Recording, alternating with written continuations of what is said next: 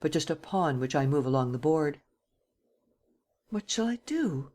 "Nothing. Write poetry. You shall live as you please. You shall have money. You shall enjoy life. I will not even bother my head about you. I repeat, you play no part in my venture." "And who shall I be?"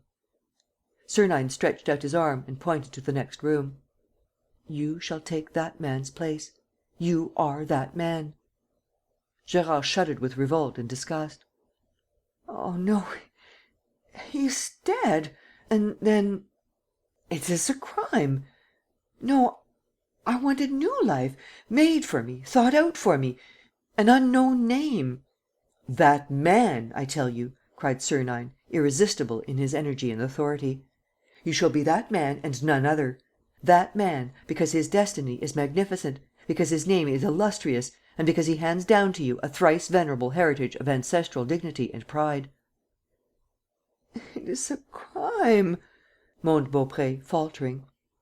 "You shall be that man," spoke Sernine, with unparalleled vehemence. "You shall be that man. If not, you become Baupré again. And over Baupré I own rights of life and death. Choose." He drew his revolver, cocked it and took aim at the young man. "Choose," he repeated. The expression of his face was implacable. Gérard was frightened and sank down on his bed, sobbing: "No, I wish to live." "You wish it firmly, irrevocably?" "Yes, 1,000 times yes. After the terrible thing which I attempted, death appalls me. Anything rather than death. Anything. Pain, hunger, illness, every torture, every shame, crime itself if need be. But not death." He shivered with fever and agony, as though the great enemy were still prowling round him and as though he felt himself powerless to escape from its clutches. The prince redoubled his efforts and, in a fervent voice, holding him under him like a prey: "I will ask nothing impossible of you, nothing wrong. If there is anything, I am responsible. No crime. A little pain at most. A little of your blood must flow. But what is that, compared with the dread of dying? Pain is indifferent to me." "Then here and now," shouted Sernine, "here and now, 10 seconds of pain and that is all. 10 seconds and the other's life is yours." He had seized him round the body and forced him down on a chair. And he now held the young man's left hand flat on the table, with his 5 fingers spread out. He swiftly took a knife from his pocket, pressed the blade against the little finger, between the first and second joints, and commanded: "Strike! Strike your own blow! 1 blow of the fist and that is all." He had taken Gérard's right hand and was trying to bring it down upon the other like a hammer. Gérard writhed and twisted, convulsed with horror. He understood.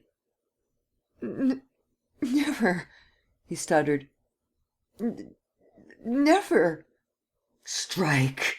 1 blow and it's done. 1 blow and you will be like that man. No one will recognize you." "Tell me his name." "Strike first." "Never. No, what torture! I beseech you. Presently." "Now. I insist. You must." "No. I can't do it." "Strike, you fool! It means fortune, fame, love." Gérard raised his fist with a sudden movement. "Love," he said. "Yes, for that, yes." "You will love and be loved," said Sernine. "Your betrothed awaits you. I have chosen her myself. She is the purest of the pure, the fairest of the fair. But you must win her. Strike!" The lad's arm stiffened for the fatal blow. But the instinct of self-preservation was too strong for him. His body was wrung with a superhuman effort. He suddenly released himself from Sernine's hold and fled. He rushed like a madman to the other room. A yell of terror escaped him, at the sight of the abominable vision, and he came back and fell on his knees before Sernine, beside the table. "Strike!" said the prince, again spreading out the lad's fingers and fixing the blade of the knife. What followed was done mechanically.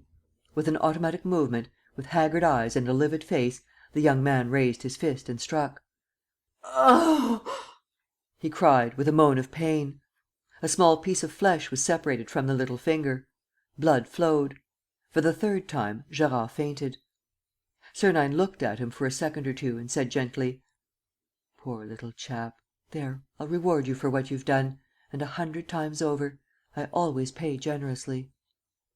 He went downstairs and found the doctor waiting below. "It's done. Go upstairs, you, and make a little cut in his right cheek, similar to Pierre Leduc's. The two scars must be exactly alike. I shall come back for you in an hour." "Where are you going?" "To take the air. My heart feels anyhow." Outside, he drew a long breath and lit another cigarette.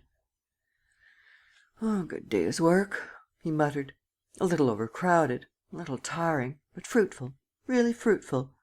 I am Dolores Kesselbach's friend. I am Geneviève's friend. I have manufactured a new Pierre Leduc, a very presentable one and entirely at my disposal. Lastly, I have found Geneviève a husband of the sort that you don't find by the dozen. Now my task is done. I have only to gather the fruit of my efforts. It's your turn to work, M. Lenormand. I, for my part, am ready." And he added, thinking of the poor mutilated lad whom he had dazzled with his promises, "Only for there is an only I have not the slightest notion who this Pierre Leduc was, whose place I have magnanimously awarded to that good young man. And that's very annoying, for, when all is said, there's nothing to prove to me that Pierre Leduc was not the son of a pork butcher." CHAPTER 5.